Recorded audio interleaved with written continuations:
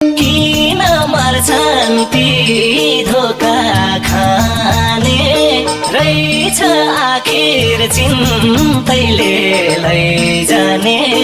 तिमी घाममा छायो